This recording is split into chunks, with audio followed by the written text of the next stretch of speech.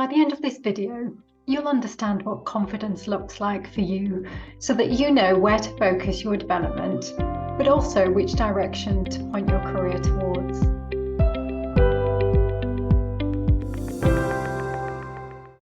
Hello, I'm Danielle Dakin, career consultant, coach, trainer and positive psychologist. Welcome to the Potentiality Project, where your career development is the focus. If you're new to my channel, select the subscribe button and you'll be notified of any new videos.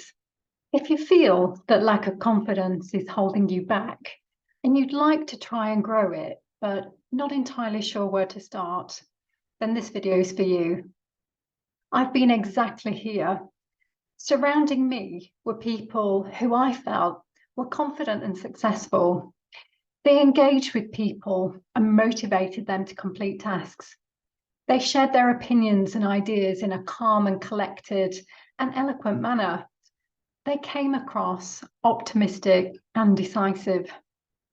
They had something about them. They were comfortable in their own skin and they got things done in a way that was inspiring. In my eyes, they were what success looked like. And I realized if I wanted to be successful in my career, just like those people, I had to grow my confidence. And that's when I decided to try. The secret behind being motivated to grow your confidence is knowing what you're trying to develop. It's very difficult to achieve a goal unless you know what that goal is. And so this video is about helping you to understand what confidence looks like to you so that you know what you need to work on. Whilst confidence is personal, it also has some common characteristics. Let's think about a confident person versus someone who might be insecure. A confident person would be optimistic, open-minded, will take a risk, is accountable for any mistakes, has a learning mindset, and is decisive. An insecure person would behave in the opposite way.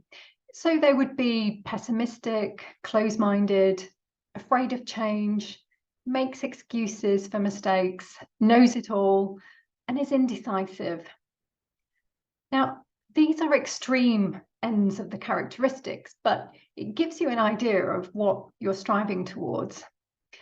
For most of us, we play in both camps, and sometimes behaviours are confident and sometimes insecure. And often that can be dependent on many factors. For example, a new situation might trigger you to be close-minded. Here, I just want you to be aware of what confident characteristics look like. A confident person displays behaviours that are seen as more positive and would make you feel good if you acted this way. Now, a quote that I really like on confidence is a really great benchmark for assessing where you are in your level of confidence. And it's by Caroline Webb, author of How to Have a Good Day. So, how you feel when you are being your best self. Now, this is the standard of confidence I want you to aim for. It's showing up in ways that reflect the best version of yourself, which ultimately will make you feel good. Now, you might be thinking, well, I don't know what that looks like for me. And so I'll walk you through how you can start to see what your confident best self looks like. In knowing what your best self looks like, you need to start reflecting on situations where you lack confidence. Think about this for a moment. Perhaps it's a situation where you present or speak to others in front of a large group. It could be asking a team member to be accountable or delivering some bad news. Perhaps it's a situation where you want to say no, but feel that you can't. What is it like to feel this way? What does it do to your body? I know that it doesn't feel good and it can be physically uncomfortable. Now, feeling this way often stops you from taking on new tasks or responsibilities. Have you ever turned down opportunities or shied away from any? How is this lack of confidence hindering your career progression? The next thing to do is to reflect on you in the future as someone who is confident.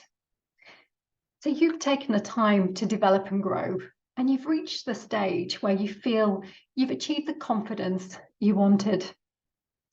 You behave in a way whereby you feel comfortable in your own skin. You are inspirational, and that's just because you're being your authentic best self.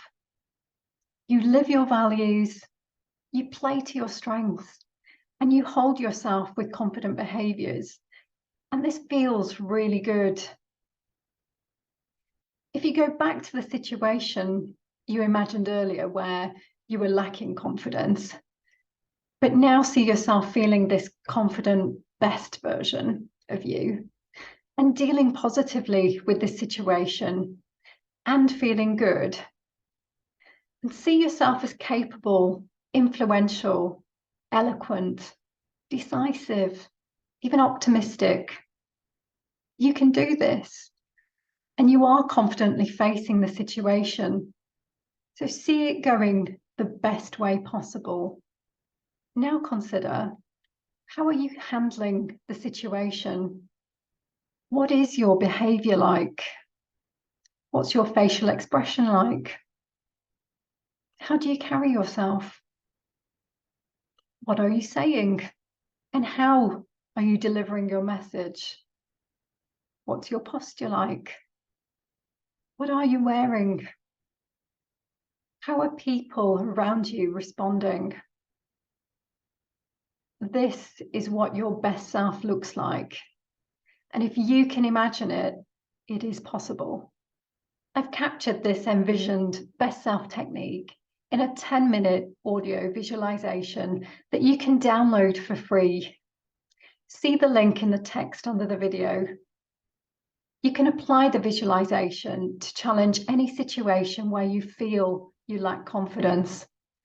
Once you've done the visualization, make notes on what you saw being your best self. Not only will it show you where to focus on building confidence, it will give you inspiration as to what good looks like. The power to grow confidence is within you. You just need to find it.